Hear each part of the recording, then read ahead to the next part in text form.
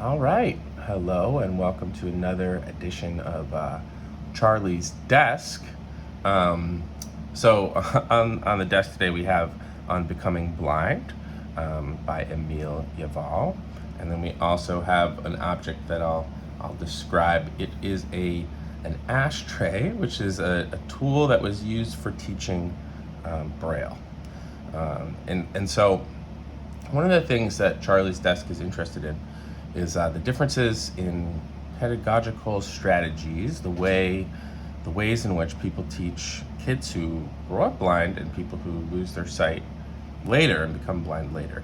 And the birth of blind rehab for adults in the U.S. is 1948. So in 1948, smoking was cool, right? I don't know what your doctor prescribed smoking to you for everything. So I guess I'm just saying it was okay then. So what we have is the ashtray, and in the center of the ashtray, and this was made by the Bureau for the Blind in some state, there's a little doggy, the profile of a dog looking ahead with a harness, a guide dog, and then there's two concentric circles which are interrupted at 2 points each where the cigarette will rest. And on the outside concentric circle is the Roman alphabet in all caps. And then in the inner concentric circle, there is the Braille alphabet. And then it dips down into where you would ash. So obviously this is a pedagogy for teaching adults, right? So right now I have how do you hold this? Okay, yeah, so you're holding the cigarette in your hand, right around between your two forefingers, and then, as you're ashing your cigarette, you just kind of learn Braille. So not a bad idea, because I don't know, not a bad idea. Anyways, back to the book. Emile Javal, one of the first sort of takes on how to be an adult blind person all in one go, 1905. So, and then the frontispiece is a picture of him on a sweet tandem tricycle with a extensive horn. And I'm just going to read a really quick chapter he wrote about tobacco, because, this is not just for kids, this is adults too. Okay, tobacco, chapter 21, page 132.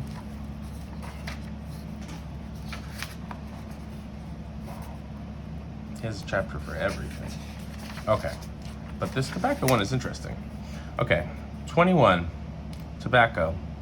One might think that the blind, not being able to see the smoke, would experience no taste for tobacco. It is an error. Just an aside here, who thought that smoking was pleasurable for looking at the smoke? But who knows? Anyways, I can attest to numbers of persons born blind who smoke cigarettes, and of inveterate smokers who become blind for whom a pipe or a cigar is an almost necessary complement of a dinner. A blind man, perhaps more readily than one who sees, may let his cigar go out without once perceiving it. I have no experience with cigarettes or pipe. If I suspect that my cigar has gone out, I close my hand around it without touching it, and if the cigar still burns, the radiating warmth is readily felt. For lighting, I use coals, which are much more convenient than matches. For with these, it is not easy to bring the end of the cigar in touch with the flame. This is true. In my room, I have ashtrays placed here and there, in which, when I think of it, I put the ash to avoid letting it fall on the floor. At times, when moving about, I make use of one of the sputum flasks, which are made for consumptives. That's spinning. With this in my pocket, I can, wherever I may be, without incommoding anyone, get rid of my ashes or the butt of my cigar, which, shut in the flask, goes without spreading a bad odor.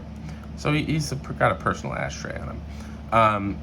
In short, it seems to me that the chief practical advice to give the blind who wish to smoke is to select very dry cigars, which alone can be smoked slowly without fear of their going out. Okay.